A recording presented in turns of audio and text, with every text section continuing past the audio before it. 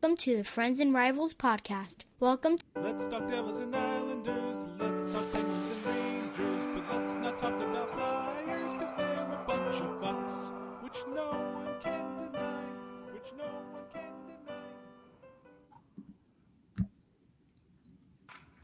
Malkin down. Crosby to the front for Malkin. Save made. Rebound scores! Number 500 for Evgeny Malkin. That's too many men on the ice right there. Wow, that's about the only happiness that we're going to get out of the Penguins tonight for you, Bill. That's going to be it. Okay, yeah, But- I'm not going to deny it. But joining the program today is our friend from Twitter and from Newsday is Colin Stephenson. Colin, welcome to the Friends and Rivals podcast. Welcome to the show. Thank you for having me. Already, just thank you for having me. We like you better than the guy who normally sits in that seat. Okay. He's an Islander fan, so Just we're no mention good not about having him. how upset you are about John Tavares leaving the Islanders. No mention about how much you miss Rich Pilon, and you'll be good. So, full disclosure, I have a son who's an Islander fan, Uh-oh. Oh, and he's one of those who's really mad at John Tavares for leaving. And my thing was like, I'm trying to say, look, man, he gave you 8 years. He was a good player for a long time. He was your best player for most of that time. He took you places. He did good things for you. He bled for you. You should be appreciative of the 8 years you got. And he's like, nope, not having it. He left. Screw him. That was Devil fans when Scott Gomez went across the river. Well, see, but that's a whole different thing. You're going from the Devils to the Rangers. To the You're Rivals, leaving the yeah. Islanders to go to Toronto. What do the Islander fans care about? So it's not about him. You just Oh, left. Just It's leaving. That's about it. him leaving. You Just know what I'm leaving. saying? That's all. So, but anyway, That's- so again, full It's free disclosure. agency. I mean, I'm not that, but I do have, I do know people, some of whom are related to me, who feel the same way about John Tavares. well, at least we don't have to hear about Anthony Duclair's injury, which is sad because No, I yeah, thought Duclair on that line with Barzal and Horvat was going to be something really special for the Islanders this year. So it's a very unfortunate thing that Duclair did get hurt. And Yeah, I mean, I saw them. They played. I saw that line in both of the preseason games against the Rangers, and they were a good line, and he was a good player on that line. And I know he scored in their season opener. I haven't really kind of kept up beyond that, but I know that was a good line, and I had high hopes for them doing well. And so yeah, it's sad. It's too bad. But I read today in Andrew Gross's piece in Newsday that Lou Lamoriello said that it's longer term as opposed to shorter term, but it's not going to be season ending. So, he'll be back at some point eventually. Yeah, So it's getting the Islanders though to that point where they're going to hopefully contend for a playoff spot. Where a lot of us, at least on this program, had them at that wild card spot, if not for the third in the Metro. That's certainly in jeopardy now. Yes. The balance of that team is a little thrown off. So. Have they called anybody up? I mean, do we know who's going to take his place on the roster? Well, we know Matt Martin is not. We know Matt Martin's not. Yes, that's about the only thing that we do know. But it's the Islanders. Who cares? Yeah. At least they're not the Flyers. Nick's not here. That's it. Forget about it. And Colin, we have one thing That is like no a matter burn. what we can all agree on, and that is fuck the Flyers. We Fuck the Flyers. on this podcast, that is our theme that we can all agree on. So wait, let me get this straight. You can use adult dirty words on this podcast? Well, We're just figuring it out. Or is it just a Flyers thing? We're just figuring it out. It's definitely a lot of Flyer thing. But I'll drop the occasional bomb. We're going with it. All right, so I got another one. If you're gonna occasionally use F words, Yes. Yeah. can I occasionally drink my beer that I brought? Absolutely. You Better not be occasional. that is something that the person in that seat is usually doing. Yeah, it's Mike's usually drinking. Montreal. It's a local Montreal beer because I'm in Montreal. The Rangers play Montreal on Tuesday night. So as we speak, that'll be Montreal beer. That would make it like what 35% alcohol, probably. Right? I mean, give or take. You've had a few of those. Fin du monde. You know what fin du monde means in English? It means Billy would know if anybody. the end of the world. Oh, jeez. Oh yeah. Oh okay. Yeah. I've had that one. That's what you're having now. Oh, that is a good one. No. I wouldn't do that to you guys because you never know what would come out of my mouth if I did. So. Oh yeah, that's a strong one. That is a strong one. Regular beer. Okay. Calling the hotel to send some up right now. So, Colin, actually, can I ask what brought you to hockey? Like, were you a hockey fan growing up? What led you to covering hockey? I was a hockey fan growing up. I mean, originally I'm, I don't go all the way back, but I'm actually off the boat. So I'm from the island of Jamaica. Okay. We don't have ice. I mean, we have ice in people's drinks and stuff, but we don't have like ice that you can skate on in Jamaica. So I never saw ice hockey until I came to the U.S. I was a teenager. But at that time, I was a big soccer fan, and there wasn't a ton of soccer on television or available to us when I was, coming up, not like it is now. And so I saw hockey on television. I'm like, you know what? That's kind of the same thing. You got to go at one end and go at the other end. I get it. So I kind of followed hockey, and so yeah, I gravitated towards hockey early on, probably in my mid-teens. When you came over, where did you live? I lived in New Jersey. Okay. Yeah, I lived in North Jersey. And was like one of the very few Islander fans who got to lord it over all these Ranger people. Okay. Yeah, man, my team's winning Stanley Cups. I don't know. Four in a row. But you guys couldn't do it since 1940. It seems pretty easy. We did it 4 times. Well, actually, I took some. Can I say crap? Yes. I took some crap one year in '79 when the Islanders had the best record and the Rangers knocked them out in the playoffs. So that was so I took some, and then I gave it back the next couple of years. You know what I mean? Yeah, listen. Listen. That 79 loss to the Rangers was the birth of a dynasty. So I don't think they're too unhappy about that. Yeah, right? it all worked out well for the Islanders. But then it's since 1983. It's been a long drought. And then for those of you listening or watching on YouTube, that's artwork in the hotel room, right? Yes. Yeah. Oh yeah. No. I did. That's not graffiti. I didn't do that. That is freaking out. That was here when I got here. Is that like over the bed? I mean, what? Yeah. Goes up the wall and then onto the ceiling. That's Hey, all man. right. Hey, it's Canada. Listen, you're right. All bets are off in Canada.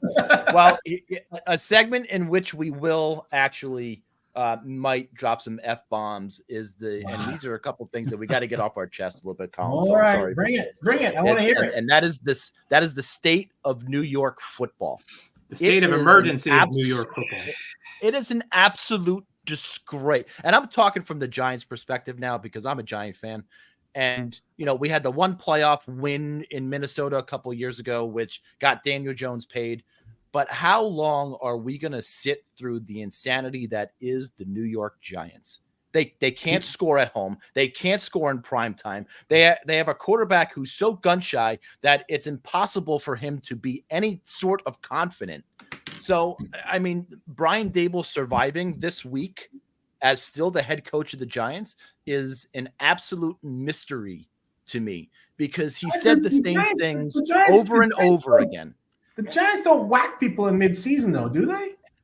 It's not a Giant, right? Am I wrong about that? It doesn't. I'm trying to find the last time they actually whacked somebody in Not a coach. I mean, a quarterback. But there's ways to do these things, and it's not like they thought they were going to be good. Like they knew this was a rebuilding year all along.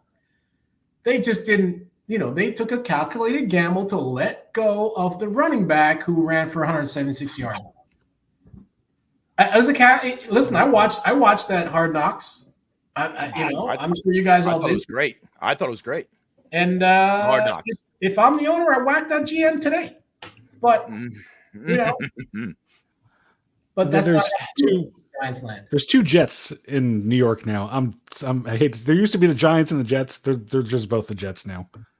I mean, that's just where the Giants have sunk to. Well, the difference is the Jets are trying to go for it, right?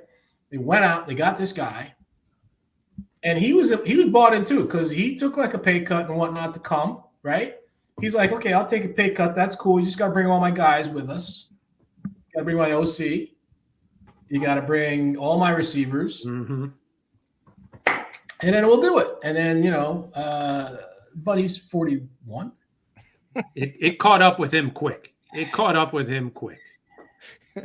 Well, you know what? I mean, look. In fairness to him, we don't know if he would have played last year because he had a good year. His last year in Green Bay was pretty good, right? So if he would have played last year, maybe he would have been good. Maybe they would have won it all last year. Oh well. That's football in the air. Something has to be done. Something has to be done. Does it upset you though that Brendan Smith has scored more in MetLife Stadium this year than Daniel Jones? Oh boy. Yeah, absolutely. Okay. 100%. It should.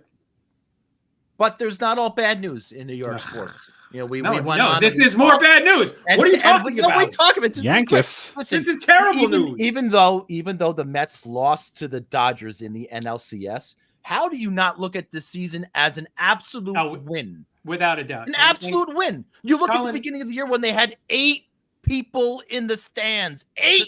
Colin mentioned it before we started the show about it's not all or nothing. It's not Stanley Cup or the season's a failure. This season really taught me that more than any ever before for the Mets. I was dejected in May, and just the summer was such a joy with that team. Yeah, no, I mean, and especially in baseball, I think because the season is so long, because they play every day, and because they won in like these incredible ways, right? Like the most improbable, incredible ways. You have to, listen, you have to fondly remember this group and just say, thanks for a great summer. On the flip side of that, there's the Yankees who finally get over the hump. They didn't have to go through Houston to do it. They just, they didn't have to go through Boston to do it. No, they beat the Guardians and they beat the Kansas City Royals in order to get to the World Series. And listen, they took care of business. Giancarlo Stanton is an absolute monster in the playoffs, an absolute monster. Which I was giving him a lot of crap that first game against Kansas City where he cost the Yankees 2 runs. So I got a question. Just running the bases. I got a question. Yeah, you got to explain this to me. All my Yankee fan friends during the season were like, this team's not that good. I don't have belief in this team. And I'm just like, why? Why wouldn't you? Like, they had the best record in baseball for a time or whatever. You're one of the 2 best. But like all my Yankee fan friends were like not believers. They were like, is it one of those things where you really didn't believe or you'd seen it before or they missed the playoffs last year? Or is it just a pessimistic sort of, I'm going to expect the worst, but hope for the best kind of thing? I mean, what was that all about? Well, that's typically what we feel. Well, yeah, you'll get your chance. That's what we typically feel with like the Rangers season or with the Jets season or something like that. But this year, to me, it felt like even though the Yankees were winning and they were beating teams, they weren't beating Baltimore. They weren't beating those good teams. Yeah, they also didn't beat the Mets. That's right. And that was one of my biggest fears about them going to the World Series and losing to the Mets. But they didn't beat those big teams. And, even in the beginning where they lost to Kansas City in I think it was game 2 of the divisional series. And it was like, I've seen this game 1,000 times already. I know exactly what's going to happen. It's just a repetition. It's the insanity that is New York football right now was the Yankees until they didn't have to play those upper echelon teams in the playoffs to make it to the World Series. Now they're going to play a Dodgers team that is stacked. I'm not really sure how the Dodger pitching is. Having them seen 2 bullpen days in the NLCS, I think we have an advantage a little bit there. But I mean, the Dodgers lineup. I mean, where do you go? What do you do? How do you pitch to them? It's just like the Yankees. It looks like, first of all, So here's what I learned about the Dodgers lineup from the Mets series. Make sure nobody's on base when Ohtani comes up. Oh, man. Because he's a completely different – well, I don't know if he's a different hitter, but the results are totally different when he's batting with runners on base and when he's batting with the bases empty. And that makes a lot of people say, well, why is he batting leadoff then? Why? Yeah. You're like giving away at a bat. But anyway, so that's something that the Yankees probably would have gone to school on the Mets, or on that series over. And I would throw a lot of left-handed pitching at him. So, well, the Dodgers only have one left-handed pitcher. They have one left-handed pitcher. The Dodgers. I thought I heard somewhere today. That's great. And the all-time series between the Dodgers and the Yankees in the regular season, 60-60. In the playoffs, 11-11. Really? I mean, it's 500 ball. That sounds pretty in the even. Playoffs and the regular season. It's unbelievable, that stat I saw. So Steve, I saw it on Twitter. Steve, you're a Mets fan. Who are you rooting for? Well, cards on the table, baby. Here. I mean, I'll hear it.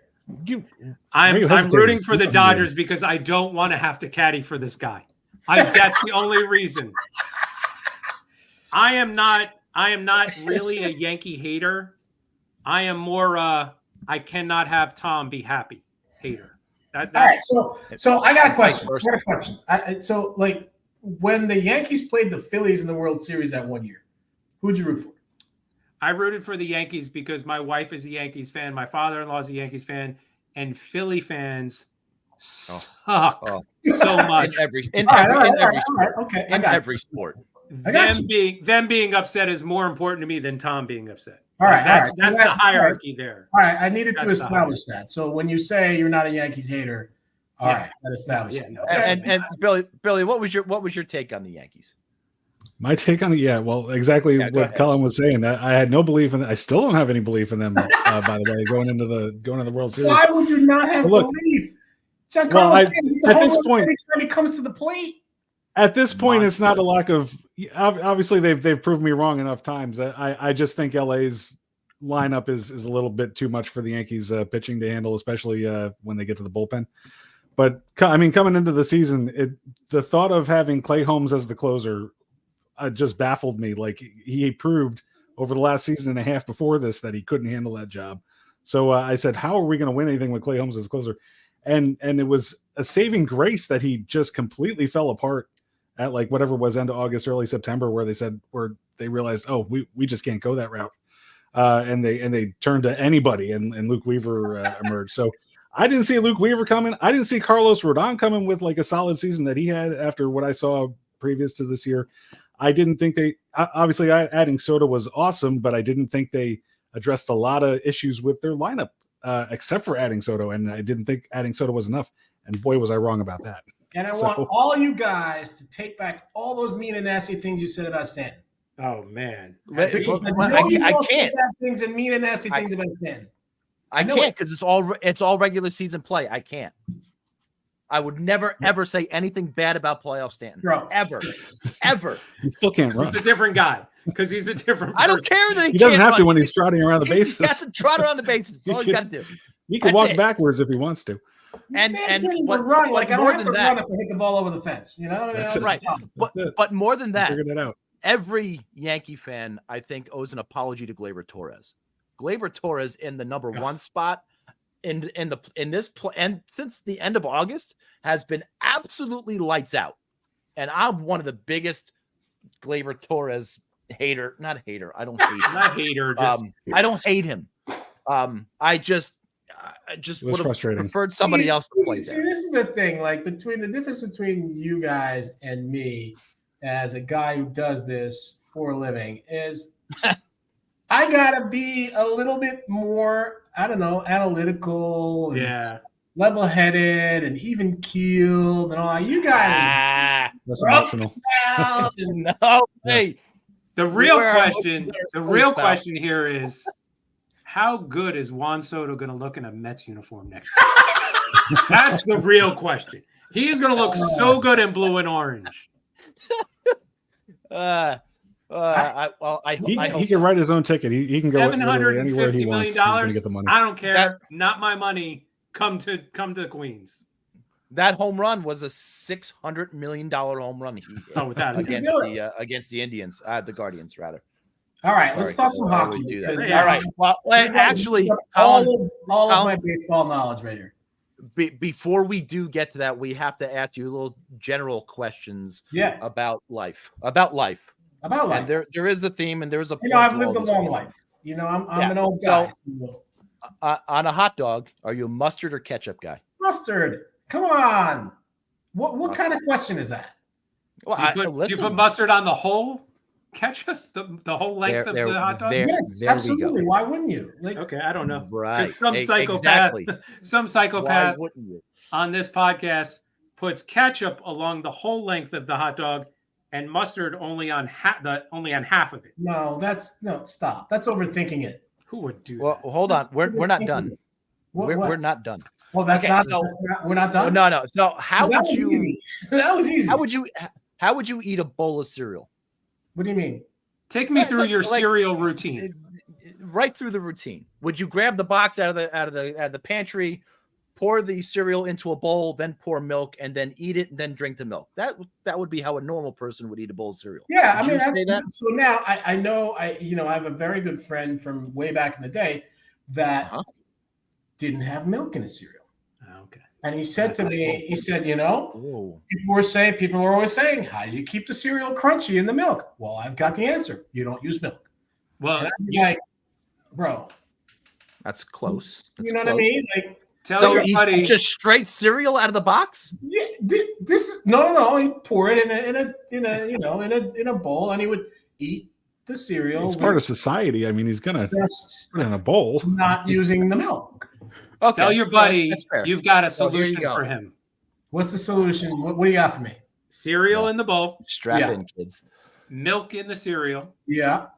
Stir it up a little bit. Make sure all the cereal gets covered. I don't know that I need to stir it up, but okay.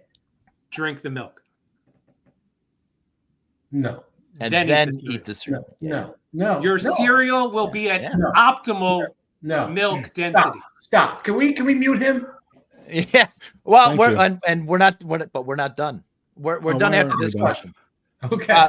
So what would something ever compel you to write down in a journal notebook or a calendar everything that you ate for that day, and then keep those books at the end of the year and put them in your closet? No. Well, they're not in a closet. They're in a desk. I'm sorry. My bad. So there are people who are counting calories and, sure. I get it. If you're doing that, that's where it started. You got to report to somebody, or you got to make sure that, I cheated yesterday or whatever. But that's where it started.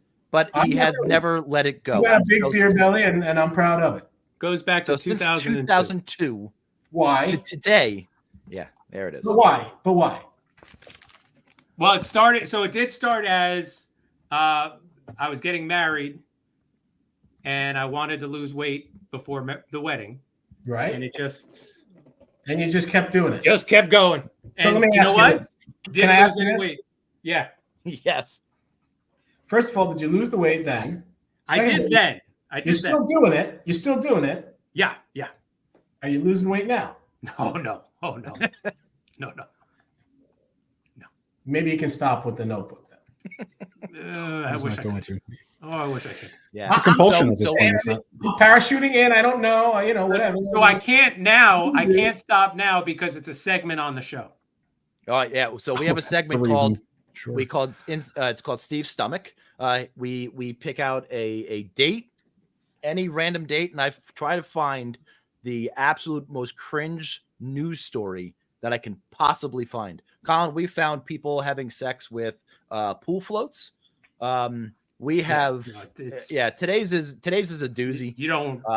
We'll save it for later. But there has been just you don't want to go back and listen to the show ever. It's been really something. Yeah. Why are you scaring off our friend? Please, the last 5 minutes. He's got to know what he's getting into first. I've wanted to turn off the show for the last 5 minutes. What are we doing And here? we found out that Are we done? that Are we done? Or we Ohio- have more questions for me? That, No, that we're should be good. the last one. Oh, all right. But yeah, but we have found that Ohio man is just as bad, if not worse, than Florida man. Take that to the bank. Ohio man is as bad Ohio as man. Florida man. I don't know, man. Florida man is. I live in Florida. I get it. I know. All right. We are. Now we're getting on to the real conversation. All right. We're gonna What take a position ride in are the you? metro. What positions in lacrosse do they play? So my oldest son, who no longer he plays men's leagues now, but he's out of college. He was an attackman, and my younger two are both long stick midfielders. Although the middle one for his college team played, down low defense last season, or the last 2 seasons. So versatile, but they play with poles. Were they ever at an age where they went head to head? No, they wouldn't have. Just too much of a gap between. So my older two are 2 years apart. So they were on the first time. Well, they played on the same high school team together. Yeah. And then my middle and the younger two, my middle and the youngest, are 3 years apart. They would have been on the same high school team, but the older one was a 2020 graduate, so they didn't have a season. Oh, okay. So he was a senior, and the younger one was a freshman, but they didn't have a season. So, bummer. So they never played together. But yeah, no, they play for different college teams, and it's cool. It's my wife and I are just driving all over. To various games and stuff. But it's cool. I mean, we did that when they were kids. Yeah. And we still get to do it now. They're still playing. It's really fun. And, the middle one has played international lacrosse. He plays for Jamaica. Okay. I'm from Jamaica. So he has heritage and he's able to play for the Jamaica national team. And so he's played, in the under 21 world championships. He's played in the regular men's world championships. He just finished playing in September in the box world championship, which is an indoor game. So he's had a lot, and we've gone to see him play, and you turn it into a vacation, right? I mean, the under 21s was in Ireland, so we had 10 days in Ireland or whatever. So you do that. So that's kind of how we vacation. We vacation going to see our sons play lacrosse. The box was in upstate New York. Yeah, that was in Utica. Right. Yeah. Nice. That was interesting. Can we talk about the Rangers now? You're done? No, we're good with lacrosse. We can keep going with that. The youth hockey family and the youth lacrosse family are very similar in that the families get into it so much. The thing about hockey too, like youth hockey, it's crazy. It's like your kid's 12 years old and you're driving up to New England and down to Washington for weekend games. Like, not even in a tournament, like just in a league game. Just a one-off, right? Crazy. Like, I don't even get that. But yeah, no, when you're a parent of a kid that plays youth sports, travel sports, that's the life, I mean, you chase them around and you spend a lot of time in hotel rooms, and going to tournaments and stuff like that. It's listen, we do anything for our kids, right? And we love it. My son and my wife are actually in a hotel room tonight. My son has his conference swim meets tomorrow, so there you go. They're doing what they need to do for sure. So it's Billy's been all over God's green earth with his son playing hockey, who's now in high school. So we're all parents. My high school lacrosse. Come on, man! Look at that thing. We called it. I call That's this hilarious. Cover your ears. I call this the vagina because it looks disgusting, but it worked really well. And you went to an all-boys school, so you guys were exactly. trying to figure out what would replace it. I didn't know what a We're vagina talking was. about some hockey now. No, you're like, let's talk about lacrosse. Let's do it. On that note, come on. Exactly. All right, Colin. So I think we're going to start with the defending President's Trophy winning This is Metro why- Division this is why I champion can't- New York I can't root Rangers. for him. Yeah, Um, let's do that. Under special circumstances, we will start with the Rangers today because Rangers typically are go last They're or good. second. to They're good last, again, depending you know. on where they are. I mean, they're good and they are. But one thing that I think has everybody a little up in arms, especially for today, was the news about Lafreniere being day to day.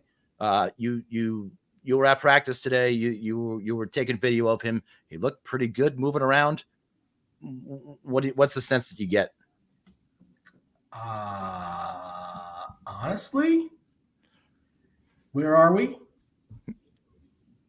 Montreal. Where is his Yeah. hometown? Yeah, I know, which made no sense to me that day to day that he's not going to play tomorrow night. There's no question he's playing tomorrow night. So I don't understand. Look. The coach just have to say that. I don't want to cast aspersion. I mean, they have to tell us why he's not practicing, right? Yeah. So they have to give us something. Now they could have just said maintenance, or they could have said illness, or whatever. But I never had any doubt that there was, that he would be available for tomorrow. I mean, I didn't see anything in Saturday night's game in Toronto that would make me say, yeah, I think that could be a problem. But like it's for him, it's difficult. Like, you get the French media really wants to focus on French guys. And there's not a lot, let's be honest, there's not a lot of French Canadian guys in the league anymore that are, prominent players. And this is a guy who was the number 1 pick overall in 2020, who hasn't lit it up yet. And it's been, he comes to Montreal. It's his hometown. He's not like some French guy that's from, 200 miles to the north. I mean, he's from here. And so there's a lot of pressure on him when he comes to Montreal, I think. And so I'm not gonna say that I think that he blew off the French media. I'm not gonna say that because I don't know that. But I think, I mean, first of all, the game in Toronto was Saturday night. They had Sunday off. They traveled to Montreal after the game Saturday night, and they had Sunday off. So they had a Sunday off in Montreal in his hometown. Monday's a practice day. Tuesday, they're going to have a morning skate in a game. You add them up and do all the math for yourself. For those of us who don't know, how does that work? They have a practice today. Was it on the Molson Center ice or was it at a different rink? No, actually, it was at the Bell Center today. Yeah, you're a couple of names back. Molson Center. Well, when we went there, it was the Molson Center. It's called Bell Center. But yeah, no. Is Patrick Waugh starting for them tomorrow night? No, but so they have the practice, and then they come off the ice, and then is it both teams? Media has availability, or is it you guys have availability first and then they have availability? Well, no. So the room is open to media. Anybody who's credentialed can go in. So, the Canadians actually had practice at Bell Center in the morning, and they went long. Actually, I think they had 10:30 practice, and they went super long. And if I wanted to go to the Canadians practice, I could have gone. I chose not to. And then the Rangers had practice at 1:00. And then, and so anybody who's credentialed was able to go in. And, we were actually, so they practiced, they got off the ice, they went and, we did our thing in the locker room, went and talked to whoever we talked to. And we were talking to Laviolette. And I could hear while we were talking to Laviolette, somebody was still on the ice. Now I knew that while we were talking to Laviolette, all the guys who had practiced pretty much had gotten off the ice. So I was wondering who that was because I could hear somebody skating and pucks banging off the boards and stuff like that. And so when, we wrapped up with Laviolette, everybody kind of left. And I said, let me go see who that is. Because I thought it might be Ryan Lindgren, who hasn't played yet. And I went out and I'm like, wow, that looks like Lafreniere. And, and it was. And that's a great segue. And speaking of Ryan Lindgren, he is obviously getting real close to getting back and in games. When he does who's out? I mean, Jones Well, took a seat. Ruido's playing. Mancini's been playing really well. So, I mean, who's the odd man? I think Ruido, is gonna is obviously the seventh defenseman. I think he's going to remain that way all year. But between Jones and Mancini can go down. Jones can't, kind of thing. Well, so this is the interesting thing that has really kind of become an issue in the last, I don't know, 3-4 days. I wrote a story in Detroit on Mancini because I thought that was probably going to be his last game, right? I mean, Lindgren was getting closer and closer and closer, and we know that Mancini's on a rookie contract, so he can go down without having to get passed through waivers. Jones would have to pass through waivers, which he would not pass through. They would lose him. So, I mean, it seemed obvious that Mancini was going to go down. So I wrote Mancini Thursday. I spoke to him and I talked to him about, hey, this guy's coming back. Do you start thinking that your time is short here? And he's like, no, I'm not thinking that way. And, you know, it was a fine story or whatever. And then he scores a goal that night. Right. Is now the best time to send this guy down? I don't know about that. And then so, you know, and then they didn't. So Friday we traveled to Toronto and they opted not to practice Friday in Toronto. And then so Saturday morning, we were looking at the groupings that they have together at the morning skate. And, you know, you could see the lines go through and the defense pairs go through. And now we know who the first line is, the second line is, the third line is, the fourth line is, just because we're there every day. We're like, okay, Mika's line is the first line. Panarin's line is the second line. You know, Heedle's line is the third line. You know, Sam Carrick is the fourth line. And similarly, we know the defense pairs. We know Keandre and Fox are the first pair, and we know that Schneider and Trouba are the second pair. But we don't really know. It's not like they go out there and they say, you know, with a jersey that says first pair or first line or anything like that. We're just going by what it is. So then when we look at and we saw, okay, well, this is weird.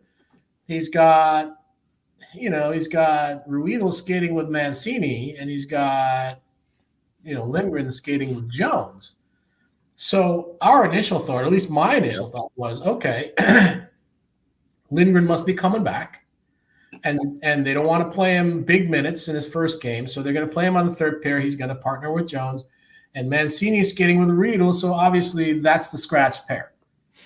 And it turned out that was wrong. I mean, and then you had that was the third pair, and then the other pair was a scratch pair. And so anyway, so that's the background into how all of it developed. And so now the question really is, when Lindgren comes back, what do you do? I mean, right now they have 22 guys on the roster, so they don't have to do anything right away, right? You have a 23-man maximum. He can come off IR, and they'll have 23 guys, and they can figure it out. They can take a few days to figure out what they want to do. But Mancini's played well, so you know, I mean, the thought for me is, he should go down and be the number one defenseman in Hartford, right? But if he's playing so well and you want to keep him, then I don't know. I mean, but I will say, I don't think it would be Jones going through waivers to go down, because I think they would lose Jones. Yes, if I do too. Do something, I think they would probably put Ruedel through waivers, because I think they probably wouldn't lose Ruedel, and if they did, they'd be losing a right-handed defenseman, and they know that they have Mancini. They had 5 in the lineup against Hartford. Toronto. So I think that I think they'll be all right. 5 in the lineup against Toronto was I've never seen anything like that, but not in the NHL. So yeah, so that is I can't tell you what they're going to do, but I think that either Mancini goes down, and then Jones is the 6th, and Ruedel is the 7th, or Ruedel goes down and Mancini stays and is the 6th, and Jones becomes the 7th. So that's my, but it's just a guess. It's just speculation, and your speculation at this point is as good as mine. Yeah, but it's logical speculation though, and your thought process on Ruedel, and rather him passing through than Jones, is I think is spot on. And, there's another battle going on. It's not just on defense. It seems like there's a battle going on between Rempe and Brodzinski for whoever's filling out that fourth line role too. And they're not sticking with one. And it really seems to me that who they're playing dictates who's getting into the game that day. You got Ryan Reeves playing for Toronto. You needed the size with Rempe. He was, fine, go in. First game at the Garden, you want Rempe into lineup to energize the crowd, which, didn't need a lot of energy against Utah. But is that really what we're going to see from here on out until VZ's back? Is really who they're playing is going to dictate who's playing in the lineup? Well, apparently so. I think what this is that the coach really likes Rempe, right? But he also really likes Adam Edstrom. And I think ultimately Adam Edstrom I don't want to say came out of nowhere, but you saw the preseason that Adam Edstrom had. Yep. And Sure he did. kind of forced them to keep him. And so the simple thing to have done at that point would have been to send Rempe down because, again, he's on a rookie contract, doesn't require waivers, so he could go through and go down safely. And he would be getting ice time playing down there. Then they get the VC injury, so they're able to keep both Edstrom and Rempe. And, and we all assumed that Brodzinski would be the 13th forward. But so whatever. They have those three guys and Sam Carrick. So they have four guys on the third line. And it allows him to mix and match. You have one guy who's a 6'9", 255-pound guy who can hit people and can fight if you need to. You have another guy that can score, that has a better chance of scoring a goal than Brodzinski. So, so it allows him flexibility really to tweak the lineup as he sees fit, based on the opponent, based on 3 games and 4 nights or whatever, however he's going to see fit. But I will say that, Rempe's still a young player, 22, and I would prefer, me personally, for him to be playing, if not every night, most nights. So if he's going to play 2 games out of 5, I don't know. I don't know if that's sustainable. Send him down. Let him get the ice time. Well, but Right. for the time being, I think it's okay because as long as VC's not around, right? Who are you going to call up to replace Rempe to be the 13th forward? Right? If Rempe goes down, and let's say he's playing in the top 6 down there, or he's playing a third line center or something, whatever it is, he's playing every night. But you still would have to call somebody up to be the 13th forward then, and I don't know who that guy would be. So I guess it's okay. As long as it's okay for now. Is essentially what I'm saying. Yeah. It's not going to be Offman. It's not going to be Berard. It's going to be one of those lower tier guys for sure coming up and being your 13th forward if anybody comes. Yeah. They do have some veteran guys that can come up and not play, That's what I always see, that 13th. That's, I guess, the more traditional aspect of that 13th forward is that it's a veteran who can sit for a couple games and then just pop in, and it's like he didn't miss any games. Well, and that was what we thought Johnny Brodzinski was going to be. Right. A guy he's 31. He's played professional hockey for, a long time now, but mostly in the minor leagues. So, a guy like that would be here. And he's come up from the minors when they've had injuries and they've needed somebody to fill in, and he's done a really fine job doing that. So, as a reward, you can have him here. Maybe he's not going to play every night, but if you need somebody, that he can do a job for you. And so that's what we thought was going to be the case with Brodzinski. But again, VC gets hurt, and so that kind of changes everything. So now Edstrom's up, and my thing was, I thought maybe Edstrom, Brodzinski, and Rempe would rotate, because Brodzinski can play the left too. So Edstrom could sit for a game and have Brodzinski play the left and Rempe play the right. So they could still do that. At this point, so far, for the first 5 games, Edstrom's played every game, and it's either been, Brodzinski or Rempe. There's a little bit of chatter on Twitter or X or Twix, as we call it, about Edstrom's foot. Did you notice anything with his foot? I didn't notice anything. He practiced today. I saw him in the locker room. He didn't appear to be in any kind of distress. I don't know. I must have missed that one.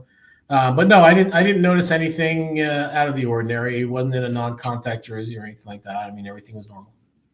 Yep. So, I can't have you on the show without talking about Igor Shesterkin and what an amazing start to the season that he has had. This is the number. Are you stunned by this? I'm not. I'm stunned by the number. What's the number? The number I have always pegged him at was 11.5 for what his contract is going to be. It's kind of a meet me in the middle type of thing between management and him. I know he's at 12 or wants to be higher than 12. Rangers want him to be at 11 or even under 11 would be great. I think 11.5 has always been the number that I've circled for Igor Shesterkin to sign. You see Ottinger sign 8.5. You see Swayman sign at or just over $8 million. But an $8 million contract in New York versus an $8 million contract in Texas are two totally different things. I'm not sure that's Igor's mentality or thought process there, but 11.5, $12 million, is that kind of the price range where you see Igor Shesterkin?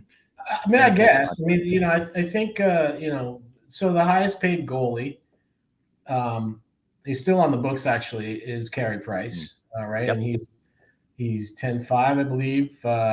The highest paid active goalie is Sergei Bobrovsky, who's 10 flat. And so clearly Igor is gonna be higher than he's gonna be the highest paid goalie ever, right? So 11 would do it, and he's been offered.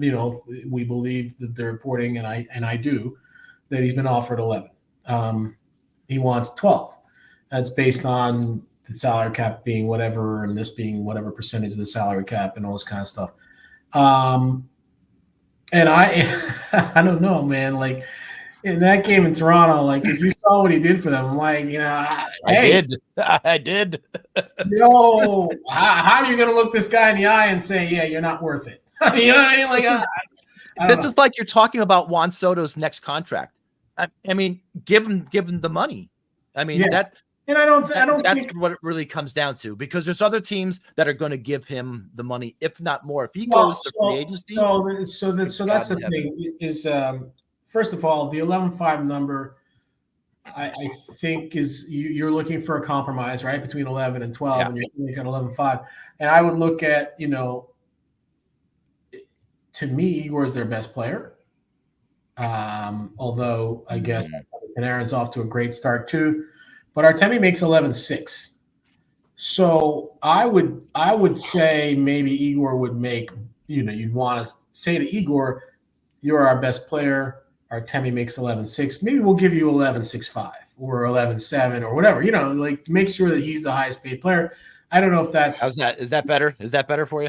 That would be better for me. 7.5. Yeah. That would be better for me. But again, like if you're willing to go to 11.75, why wouldn't you go to 12? You know what I mean? Like, what's another two? Why not? What are you going to do with that extra $250,000? What like, just give it to Igor. I don't know. So again, I'm not. That's Chris Drury's problem, and it's fun for you and I to speculate on. But I do feel like Igor at least should be the highest paid Ranger, which would take I think Artemi makes 11.642. So north of that is where I would be looking at. Pardon me for not following along. I still think Panarin's the Rangers' best player this year. Sure, but it's future. I get it. But a wise general manager once told me many years ago when I was a young reporter, and this general manager was Lou Lamoriello when he was running the Devils. Guys get paid. The money that they get paid is supposed to encompass the playoffs as well, because they don't get their salary in the playoffs; they get a share, and everybody gets an equal share, right? So Zach Jones and Artemi Panarin are going to get the same share, right? Yeah. And so the salary that they get kind of assumes playoff performance as well. And if you encompass playoff performance on top of regular season performance, who was their best player in the playoffs last year? Igor. It's not even a discussion. Okay. Yeah, it's Igor. Yeah. So I agree 100%. So as camp was winding down, Igor, did he not take a stance of if it's not done by game 1, we're not going to do it during the year? That was reported. I don't doubt the reporting, but I also believe that is a fairly common tactic that agents throw at management. So I don't necessarily. I mean, come on, if he's asking for 12 and they say, okay, we'll give you 12, why wouldn't he take it? Okay. You know what I mean? I didn't even know if he just shut down all conversation or had all conversation shut down. So he's not sharing that with us, and I don't know that they're talking, but I would assume that if Chris Drury called up the agent and says, we'll give you 1201, I would assume that might get it done. But I don't know. Okay. The Rangers' third line has been really dynamic and really has kind of changed my opinion on them with their play through the first 5 games. Kind of didn't know what I was going to get out of Kakko health-wise with Hedl. You never in 7th year for Hedl is unbelievable to me. It's a make or break year for Hedl. Yeah, I say that every year. Health-wise with Hedl, you pray and you hope that he's going to make it through and everything is going to be great. And I know he has that lofty goal of playing all 82 this year. And man, I'm praying that he does and he gets through it all. However, they have a kid in Boston College right now, Gabe Perreault, who is kind of lighting it up in the early stages of college hockey. I can kind of see him signing his entry-level deal after his season's over this year. Probably, yeah. Do you think he comes in and helps the Rangers playoff time? Do you think he fits more in a third-line role, or do you think – I mean, where does he fit in the top 6? I can't imagine him in the top 6. I think he fits better – in on the third line than anywhere else, unless God forbid we need to put him there. Right. So you don't know how to, first of all, that's 60, 65 games away from now. We don't know what's going to happen. Like right now, Riley Smith looks fine on that line with Zibanejad and Kreider. They're starting, the last game, no. Was it the last game? Yeah, the last game, right? So they each had 2 points because Kreider had the 2 goals while into the empty net, and Mika and Smith each had assists on both of the goals. So they each had 2 points. They're coming around, it looks like, and they're getting better. So, I mean, there's every reason to believe that he's going to be a fit on that line. We know the other line, is certainly proved itself as a complete fit. And the third line, as you mentioned, is played very, very well this year. They don't have a ton of goals. I mean, Hedl has 1, Cooley has 1. So they really only have produced the 2 goals. Although I think there's a defenseman goal. I think the Mancini goal, I think that line was on for it. And yes, they were. Assist on that. So, I mean, so it's more than just the 3 of them. But they haven't put up huge numbers, but if you look at the analytics, and I'm not your analytics guy. I'm not one of these guys that's poring over the analytics all the time, but their analytics are pretty good in terms of, shots for, shots against, shot attempts for and against, and this thing called expected goals, which, I really hate, but it's a measure, right? Like, so if your expected goals are 1.5, and your expected goals against are 0.5, then obviously you're doing well. And so by all those metrics, the line is doing really well. And so I would say that as of right now today, Gabe Perreault, I don't know where he fits, but you don't know. I don't either. Going to be the case, in March, at the end of March or April or whenever Boston College is done playing. So and I don't. I think as a trade deadline comes and goes, I don't think the Rangers' third line is going to look like this come the playoffs. So it's going to be very interesting to see, kind of what happens as we go through the course of the season and what happens during the course of the season, what moves they have to make and which moves they want to make. What move? Well, at this point, looking at their roster, what move would you want them to make? I as much as I love Hedl, I think they need more of a physical presence on that third line. I thought the Rangers last year were fine with the acquisition of their third line center. But I still think they needed something bigger to compete with the size of Florida. And even with the size of Boston.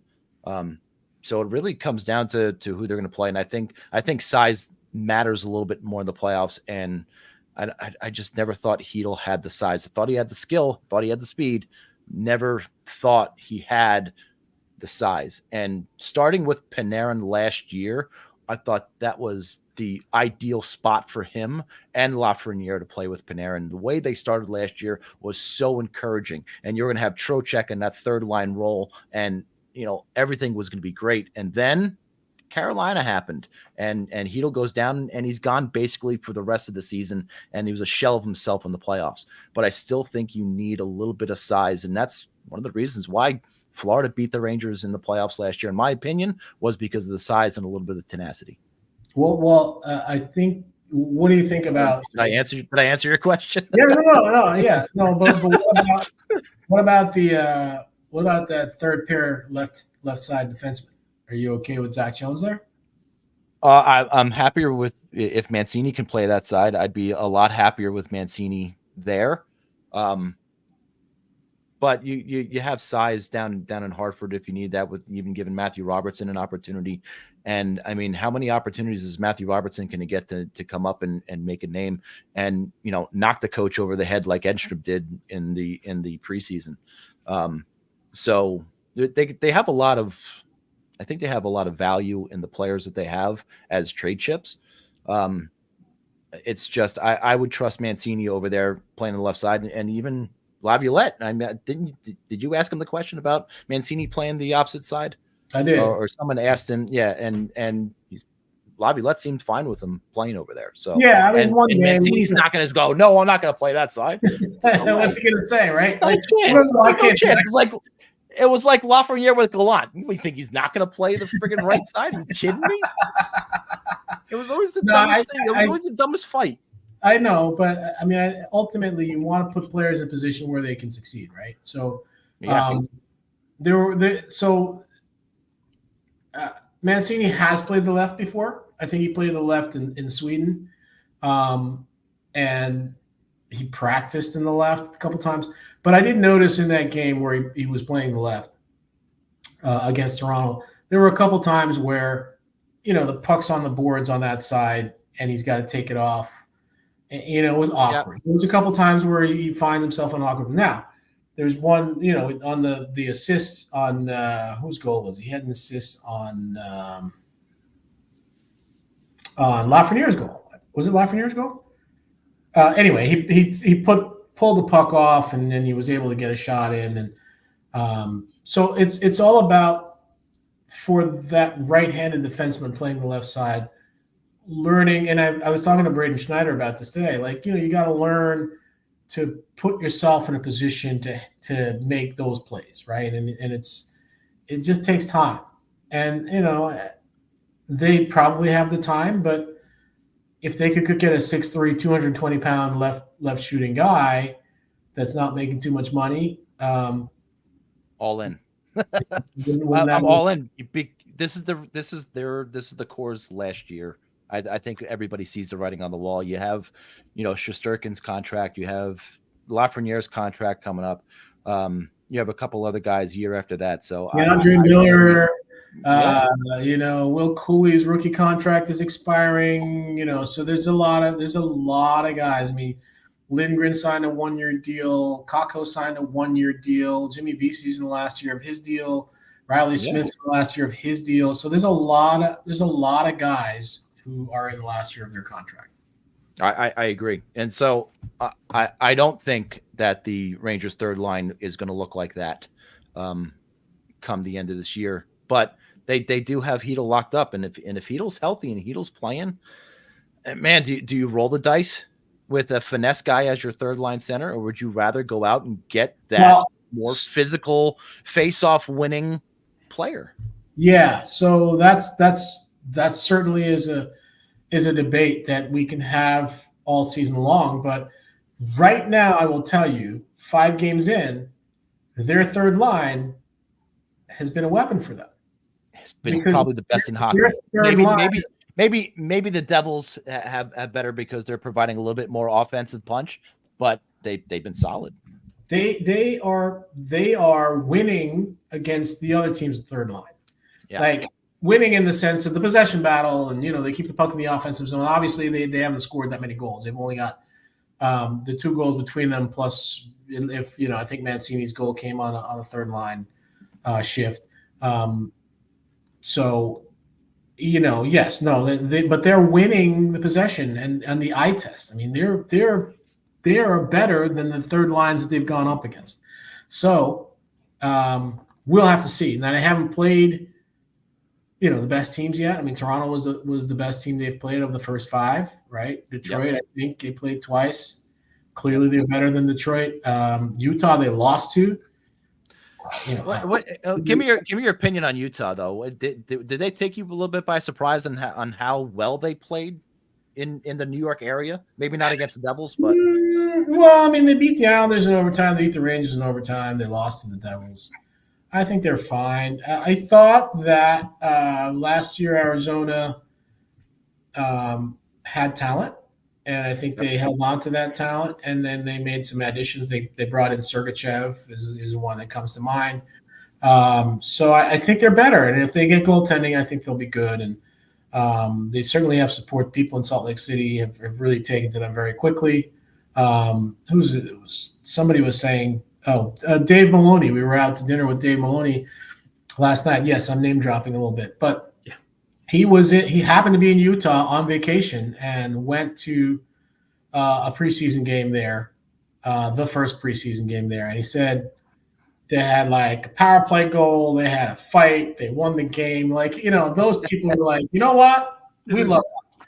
So check every box in the first game. Check boxes in game 1. So yeah, no, they're going to have tremendous support. I mean, I think the people are into it, and I think they had a good team, and they could be a playoff team. Now are they going to challenge for the cup? I don't know about that. I'll need to see more, but I think they're a good team, and the Rangers are 4-0-1, and in that game they didn't play very well at all, and I'm a little surprised that they didn't, but was their home opener. You would thought that they would have been better, and they were just terrible. And still, they weren't good defensively. They've been solid offensively all season, and I think they can score with the best of them. It's how much are they going to be able to keep the puck out of the net, and having Shesterkin in goal is not a bad way to start. A $12 million goalie, It's not a bad way to start. But if you look at teams though that may be struggling a little bit to start the season and that can't find goaltending, is probably the Penguins. Bill, what do the Penguins do to kind of right the ship in Pittsburgh? Oh, because you have these superstars that are at the end of their contracts, let's say their last contracts, that want to be Penguins forever. And they played more games together than anybody else in NHL history. Do you have to do away with it? Or you just kind of have to ride that wave and kind of deal with anything that's thrown. I think that's what they're going to do. I think they've made it clear that we're just like I've been telling you guys week after week, Colin. I just keep telling these guys, like, as a Penguins fan, all you're doing anymore is watching for milestones. So you see Crosby get .1600, Malkin get his 500th career goal. Those guys haven't scored since then. They didn't score against Carolina. They didn't score against Winnipeg. Our third line's been real hot. Lars Eller's line has been killing it the last couple of games, but now we're not getting contributions from the top 2. There's always something going on with the Penguins that's fallen short. But mostly this season, it has been the goaltending and the defense. The guys that are getting older, and on their last contracts, Erik Karlsson and Chris Letang look completely lost in their own end this season so far. Defensively, they're putrid. And that always starts with the questions: Are they done? Is Letang done? Have they lost a step? Has Crosby lost a step? He's like a -3 for the season. And then year after year, those guys generally bounce back and have a good seasons individually, even if we're not making the playoffs. But and I'm not, I'm not worried about Sid, obviously, but like one of these years, when they lose that step early in the season, it's going to be gone. And seeing the way Letang has played recently really makes me panic about him, because he's not just relied upon as like their power play defenseman. He's like their number one defenseman defensively too. So it's that's a problem, because they're giving away they're giving away breakaways like they're candy right now, and it's not good. And then they the don't have goaltending. Durkin. They do not have a Shesterkin. Yeah, I mean, I was just going to go there with the goaltending. Like Tristan Jarry, the Buffalo game last week, he might have just played himself straight out of Pittsburgh with the way he started that Buffalo game last week. 3 goals in a matter of minutes. 3 goals on the first 4 or 5 shots. It was worse than it sounds. He looked disinterested. He looked like his head was not in the game whatsoever. And so when he hit the bench against Buffalo, he has not come back. He did not play against Carolina. He did not play. He wasn't even on the bench for the last game with Winnipeg. Nedeljkovic came back, and Blomqvist was the backup goaltender. Jarry wasn't even dressed. That's a problem. Blomqvist, Nedeljkovic have not been. They've been better than Jarry is about all you can say, and that's not saying a whole lot. So the back end's really ugly. I think if they get some defense and goaltending straightened out, they'll be competitive. They still have the scoring to be competitive. That third line's playing really well. But yeah, riding the ship to what point? They're not going to be a playoff team. We just got to hope they get competitive and chase some of those milestones. So this is the thing, right? Like, there's always this debate, like, do you pay a goalie, right? And this is an argument that I would throw out there. Like, how many teams can you say that what you just said about the Penguins? They'd be okay, but the goaltending's not. Even the Devils last year, absolutely. We were just going to bring that up. The last couple of years. So how about the Philadelphia Flyers for like the last 3 decades? My entire lifetime. So so when there's only there's only a limited number of those elite goalies, and if you have one, if you're the Rangers and you have one, and he might be the most elite of them all, right? Like, there's some people that say, and a lot of people that say he's the best, he's the number one, right? I mean, you can throw Markstrom in there, and you can throw all these other guys in there, Bobrovsky or Sorokin. Sorokin, yeah. Ryan Tampa Bay. I always want to call him Nikolai Hababulin, but it's just because I'm old. That's our generation, man. So Vasilevsky is very underrated on this program too, by the way. Yeah. Right.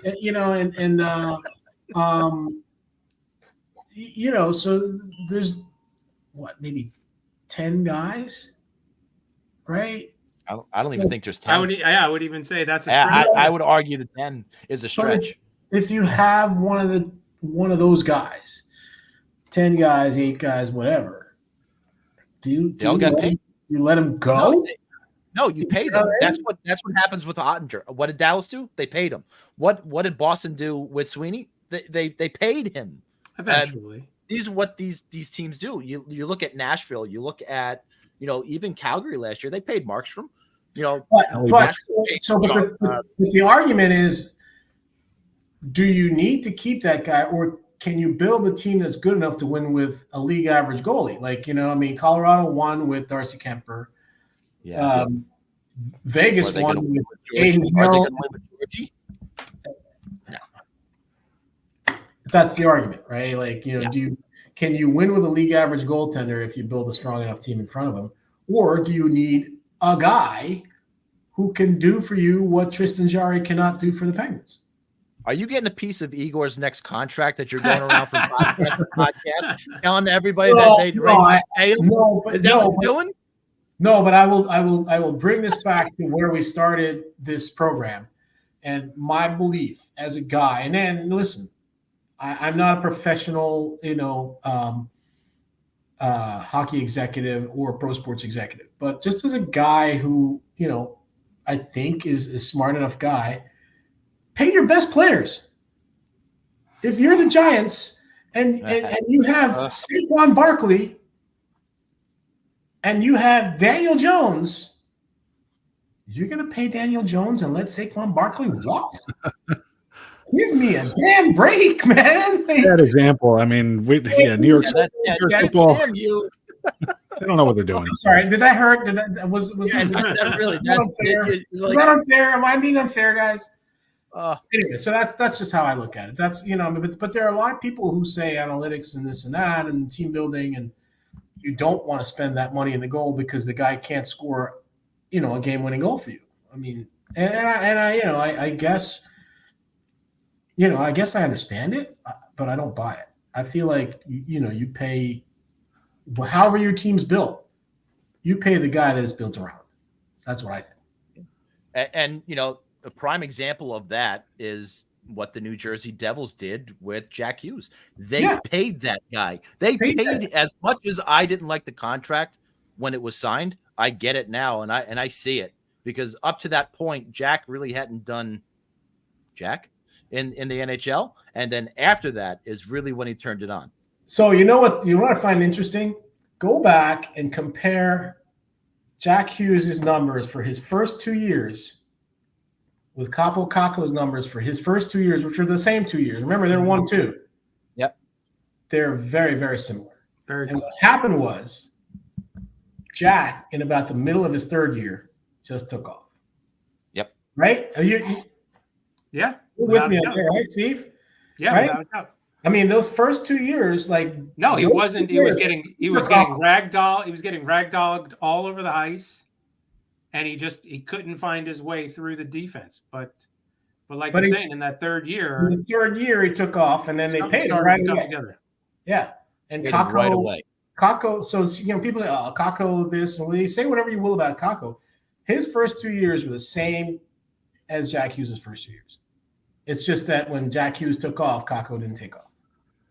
So that means to me, he could still, I think Kakko's a good player. I don't know that he's going to be a superstar, but I think he's a good player and he can help a team win if he's on the right team. You're right. He's turning into a great defensive forward. He really, really is. And I think that the world championships in that summer before the draft, I think when he exploded and had 6 goals in 2 games or something like that, that's what catapulted him to the number 2 pick. Talks about the number 1. Talks about number 1, yeah. With Kakko. Stan Fischler thought the Devils were going to take him. Stan Fischler. But that was the conversation. I think Kakko had a really good world championship to get him into that number 2 spot. I don't know that he's ever lived up to that hype, but Jack Hughes has lived up to that hype. The Devils last year, they went through a kind of a hell of a year, and now they have goaltending and now they have health, and you're seeing what they can possibly do. What I'm seeing now, though, is the fan base is starting to be a little iffy on Jack. Again, on the Twigs. This season, Devils fans definitely are like, look, we've hyped you enough. Now you've got to play like we've hyped you. Because, and again, nobody knows if it's coming back from the shoulder surgery that he had, or the shoulder injury that he had last year. If he just doesn't seem completely with it just yet. So we're early. 6 games into the season. I agree. But I just see a shift in the Devils fan, reaction on Twitter. There's starting to be that little shift from, you were the answer, you were the truth, to, is this guy really going to be able to put it all together for a whole season? But the guy who is, though, right now is Nico Hischier.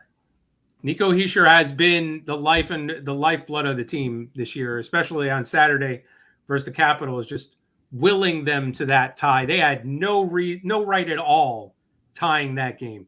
They were down by 2 goals 2 separate times, and only thanks to him and his 2 goals in 10 seconds tying it the first time did they even get back into the game. Yeah, I mean, listen, and this is why we play the regular season, right? And this is why I was telling you guys before I think we started recording, appreciate the regular season. Like, I know we all want to win the Stanley Cup, and that's great.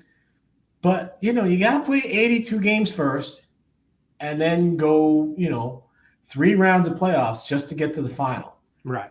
So let's not waste, time, like, focusing on what's happening 7 months from now. Right. Let's look at what's happening today and make our judgments and our impressions based on what's right now. And along those lines, what happened today was, as Thomas put on the screen, Seamus Casey being sent down. Yes, we call him Seamus. Why do you call him Seamus? I will not call him Seamus because Steve doesn't like the Irish. Why don't you like to call him Seamus? Long story. It's just, again, more of my psychosis that you don't need to get involved in. Well, we told him everything else. I mean, so listen. So my son's name is Sean. Sean. You got a problem with that too? No, I will call him Sean. It's just Seamus is a little bit more. It's a little too Irish for me. Just a little too Irish. You got some issues, man. I have. You got issues. You have no idea. He's known you for an hour and a half. Colin, you really have no idea. The total tonnage of issues that I have could not be grasped in this short time frame that we have together. Much like the Ranger situation, though, in terms of who to send down, who to keep when Luke gets healthy, when Pesci gets healthy, I think the Devils have made a spectacular decision here to send Casey down. You like that call as opposed to... Absolutely. I think as great as he's been playing up to this point in the season, there have been a little bit of cracks. Keith made a great point. He's not used to this amount of games in this short period of time. In college, right, you're playing Friday, Saturday, Sunday, and usually have off Monday through Thursday. So he's not used to that every other night. Yeah, no, that's fine. I mean, and actually, I'm focused on the team that I'm covering, but every once in a while, you kind of, take a peek at the other 2 local teams and stuff. And I had seen, of course, I watch games when I can, when I'm home and all that. And I knew that there was a thing with him, playing well and people playing well. He's going to keep. My son thought maybe they would send down Nemitz. And I just, out of the blue, I think one day last week looked at ice times in a particular game, and I saw his ice time was down. Like Saturday he only played like yeah, and like Nemitz played 17 minutes, and he played a lot less than that. And I was like, oh, okay, what's that about? Nemitz has got a much better overall game. Okay, and I think Casey can get there, but he's obviously not a big body. He just needs to put that time in the AHL to figure it out defensively. Yeah, he needs to play somewhere until a spot is there for him to hold down full time. Keith also said today that Pesci and Luke Hughes' return is imminent. As a reporter, if a coach says that to you, what is your interpretation of imminent? So they play tomorrow, they play Thursday, they play Friday, and then they play Sunday. I would say within the week, I suppose. Within the next, okay. I mean, again, not having been around them, I don't know, are they practicing? Are they practicing in non-contact jerseys? Are they practicing in full contact jerseys? Ryan Lindgren's been practicing in a full contact jersey for a week plus now, I think. I don't know the days, but I think it's been a while. About a week. Does he still have the full shield on? Yeah, he's got a shield, but he can play with the shield. I mean, he's shield. So he has a shield on. Yeah, to be honest. But yeah, I mean, imminent to me would be within a few days. Okay. So again, Thursday at Detroit would be a good spot to slide one of them in. Friday against the Islanders, I probably wouldn't, but then Sunday against the Ducks at home, it would be great if we could see both of them back in the lineup by then. Now, They're only at 21 men on the roster, so they can bring them both in without having to make a corresponding move, even though they did send Casey down today. Yeah, I mean, so yeah, I would think that you'll probably see them sooner than later, or like within the next few days, next couple games. That's good. Yeah. Again, they just finished that like 5-7 or whatever. 5-7, and then so they had the last 2 days off. He gave them off yesterday completely. Yeah, and then they were back on the rink today. Yeah, the schedule definitely just has not helped them out at all. And speaking of the schedule, tomorrow is the Frozen Frenzy. Colin, now having to cover the Rangers and having to be at games, and we all feel so bad for you. Yeah. Yeah, that's terrible. Yeah, I feel so bad for you. We're all living vicariously through you, by the way. No, you don't need to feel bad. You missed it.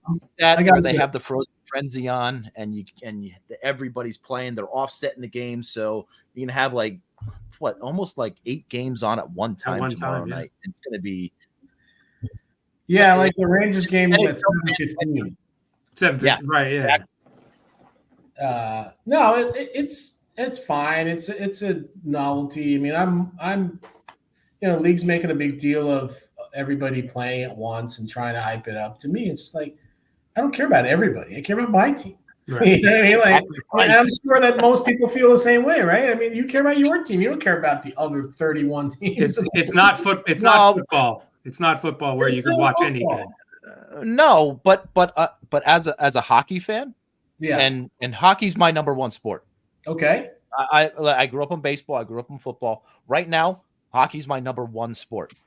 So this to me tomorrow is great. I get to watch my team play. And when I'm done watching my team play, I get to watch other teams play. I get to watch McDavid tomorrow night. I get to watch that's cool. everybody else. And I love watching those guys because that's my sport, man. That's cool. So I have a thing where, I told you my oldest son is a big hockey fan. And, I'll come home from a home game and he'll be watching whatever West Coast game is on ESPN Plus. You know what I mean? Like, and we bond over that. Like, I'll sit and we'll watch the last period and a half of the Edmonton Vegas game or whatever, So that part's cool, but you don't need 32 teams to be playing. You can do that with 10 games or, so I don't know, but it's fine. Hey, it's what it is. Now, someone pointed out to me today that of all days you're going to do all 32 teams playing, why would you do it on the night when the NBA season opens? Like, why not do that tonight? You know what I mean? Like, do it tonight when there's no NBA games. No, they're not going to do that because they're not going to try and compete with football. They have set. I don't know if they said it, but they have proven to the fans on multiple occasions that they will not compete with the NFL. Oh, they're competing with the NBA.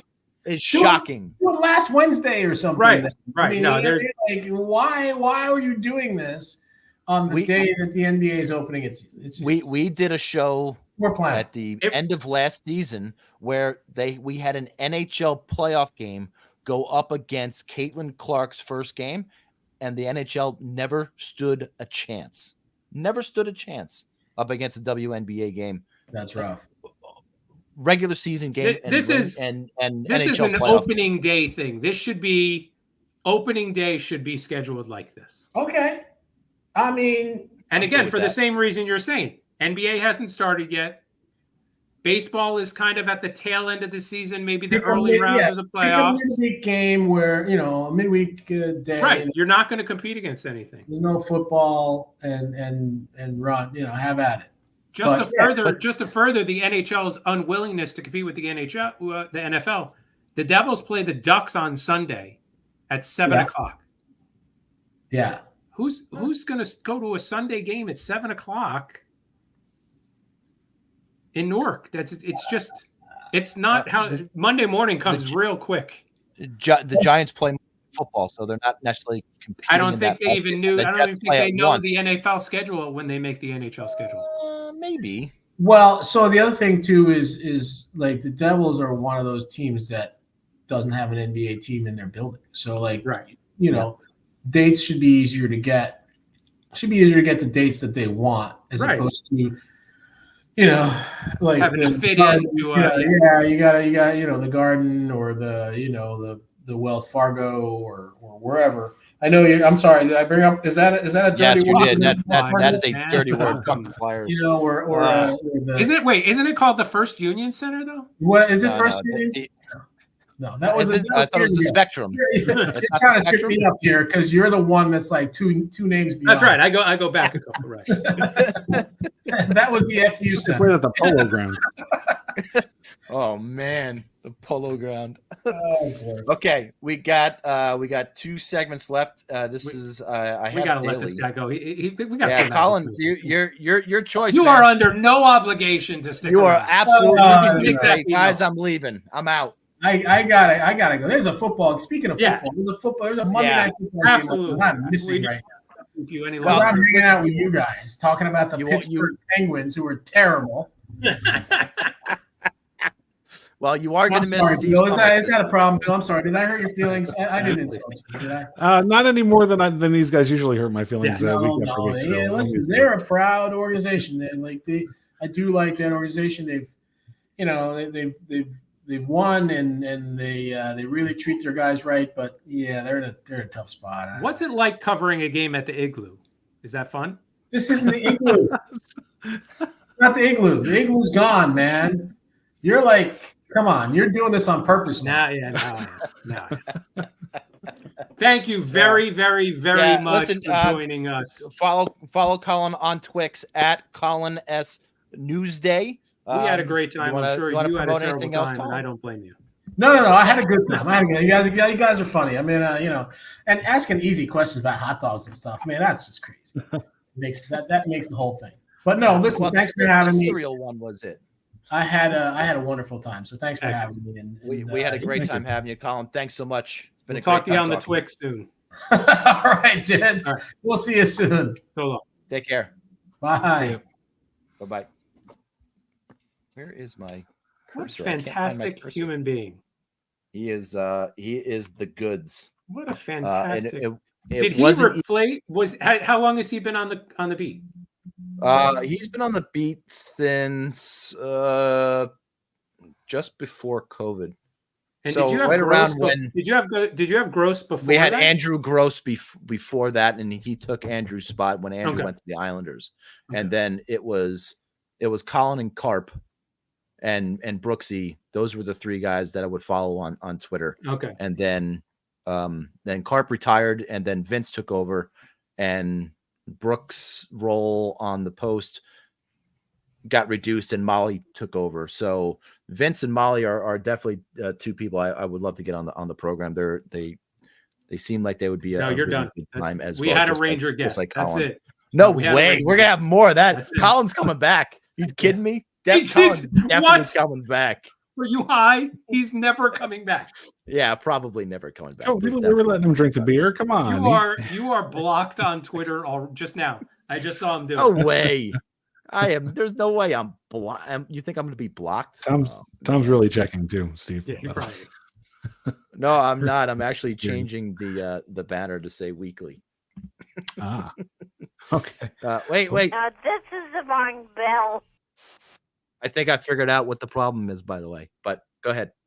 That's my key. I have a presentation. Type 45. The Type 45. No Yeah. shit, pal. No shit. Type 45 never stood a chance tonight. Oh man. All right. Where is it coming? Is it coming? Do you guys have to do something? I hit my present. I'm slides. sorry. There we it go. All right. Oh, No. I'm already by. is. What a Okay. beautiful slide that was. All right. So we'll make this kind of quick because we really did blow our Type 45. So just wanted to go around the rest of the sports world a little bit. The 2024 champions, the WNBA, the New York Liberty. And I'm going to pretend that I saw even one hot second of that series. Okay, I'm going to I pause you right there. Hold I on. saw the guys on. up part of the game last I'm night. going to stop you right there, and I appreciate what you're saying. Tom, you watched some of this game. I watched a little bit of the fourth quarter at the end. Yes. Was it not entertaining? Be honest. Come on. It was a little. I mean, I have a problem with basketball nowadays on the men's side, is that it's way too wide open and there's no defense being played. And I see a very You're similar old, aren't thing you? in the You're crazy. WNBA game. They were all So over each other yesterday. I wasn't a fan. I just wanted to see somebody win a championship in New York. It's Okay. That's what I tuned in for. Well, that was it. That was the first basketball championship since the Nets of the ABA in 1976, and no NBA championships in my lifetime. So it's been a while. So I just wanted to call that out. Women, as we know, are paid 83% of what men get paid in real life, and so in basketball here, they only play a 5-game series, not a 7-game series. So 5-game series is only 71% of a 7-game series. So they actually end up coming out ahead with the whole salary thing. I just wanted to point that out. But congratulations to the Liberty champions. And we're hoping that the Yankees could join them. No, personally, I don't believe in them. We've gone over that already today. I don't believe they're going to beat the Dodgers, but that should be good news because I've been picking against them like every step of the way, even in the regular season, not to finish, top of the American League. I had the Royals beating them. I had the Indians beating them, and I just keep on being wrong. So I hope I'm wrong again. I don't think I'm going to be, but I was finally right about the Mets. They got knocked out by the Dodgers. Okay. So this image was put together by Fox fucking Sports. What the fuck? Sorry about I that. turned my mic off and laughed so hard. That's a good one. Ugh. Okay, Aaron. Oh, is this gonna work? Is this gonna play my thing? Aaron Rodgers. There should be some motion in this slide. It's a GIF. It's a GIF. It's not working. It's not works. A GIF for Negative. you. Darn it. Because he did in fact pick his nose and eat it. No. On camera yesterday. So if we were able to show the whole GIF, it went from his nose down to his mouth. Yeah, that was what he was doing on the Pittsburgh sideline yesterday. And so I had like this good idea because he played like shit. I'm just thinking, just like a pregame meal, like feed the guy. Like if he's that fucking hungry that he's gonna eat boogers, I think if you fed him before the game, he'd probably play a lot better. Like even like those commercials say have a Snickers bar. Like I don't know why you would go to candy if you're literally hungry to actually provide sustenance, but it probably does have more nutritional merit than his snots. So I'm thinking he should go that route. I'm so disappointed that the GIF didn't work because it worked on the slideshow on the regular thing. But anyway, the good news for Jets fans though is that the Lions beat Sam Darnold and the Vikings, so the Jets don't have to worry about Sam Darnold having that perfect season that we were all worried about. They're only 5-1 now after losing to the Lions. And then had this here because going into tomorrow, opening night, we got the Celtics and the Knicks coming up tomorrow to try to chase that championship that we haven't had again in the NBA in New York since before I was born. And then I just wanted to finish up. This worked so well last week that I just wanted to finish up with a Stacey Keebler, Torrey Wilson slide. I had a Torrey Wilson this week, so I just wanted to. Yeah, I feel like I'm going to stop talking. Okay. By the way, in my TikTok has been littered with Stacey Keebler this week. It's been such a wonderful. What a shame. TikTok. It's been such a wonderful, wonderful week. All right. That's going to bring us to this date in Steve's stomach. Oh, that feels better. This one's going to bring us to the year of our Lord 2024. What? 2024? To June 20th, 2024. A mere 7 days before little Stevie's birthday. You are very correct. Thank you for pointing that out. Thursday, June 20th, Yodels and a Coke Zero can for breakfast. Chicken cutlet, roasted red pepper, fresh mozzarella, mayonnaise, sub from Pierre's. What's a roasted red pepper? Coke Zero 20 ounce. I don't know. I'm going to eat it. Ice cream truck snack at work in the afternoon. So dinner was just one measly slice of pizza and a Coca-Cola Zero can. That's a plain slice of pizza there. Tom, why did you pick Thursday, June 24th? Sadly, I do not have a news video of this. But I think Colin would be so upset with you. I think this is a follow-up. A follow-up. This is 54-year-old Edinburgh man is once again in jail for having sex with horses. I think we did the original story on this guy that dated back to 2012. I think we got him again because he's back in jail. Deputies in the Hidalgo County Sheriff's Office arrested I can't even say this guy's name. No, you have to. Cirillo Castillo on charges of bestiality and 2 counts of criminal trespassing. Castillo has been repeatedly arrested for having sex with horses dating back to 2012. The recent case happened on June 11th in the 6,000 block of East Alberta Road after a caller reported that she went out to feed her horse at 6:15 a.m. that day and saw Castillo in her horse's stable, according to a probable cause affidavit. She saw Castillo standing on a chair. You have to. That's the only way, right? No, unless it was a pony or or an amazingly large small horse. You can't. I was going to say little horse. I think little horses, right? Standing on a chair, having relations with the white mare. She saw Castillo making thrusting motions while standing behind her mare with his red shorts pulled down. Castillo had been on her property before, and he had been advised by her and law enforcement he was not wanted on her property. No kidding.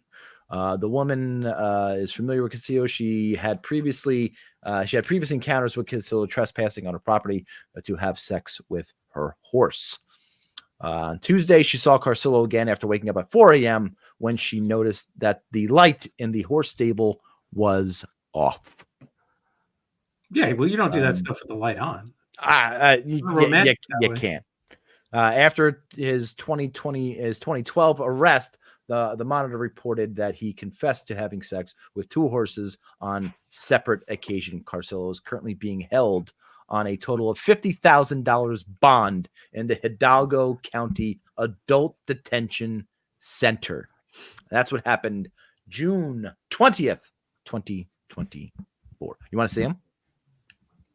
The shorts were white when he went in there, but apparently it was the horse was trying to. Is this a picture with the horse? Because then I think I do want to see him. Oh, just him. That's the guy. Yeah, guilty. Oh, yes, guilty. I think the lights were off so that the horse wouldn't have to see his face. Yeah. I could not agree with you more. Whoa.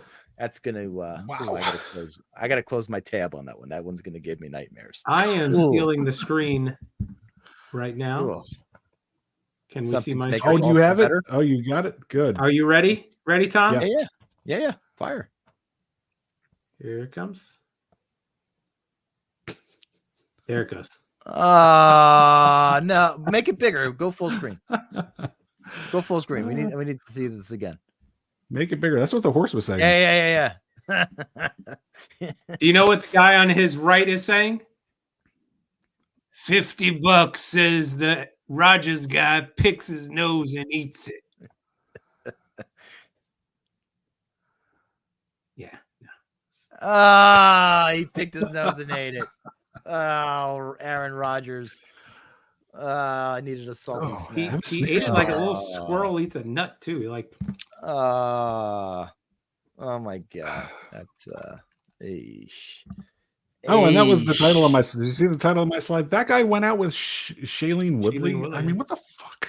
I think we all need to cleanse ourselves right now, shall we? There we go. That works. Wait, why'd you take it off? Just Oh my goodness. that's how you All right.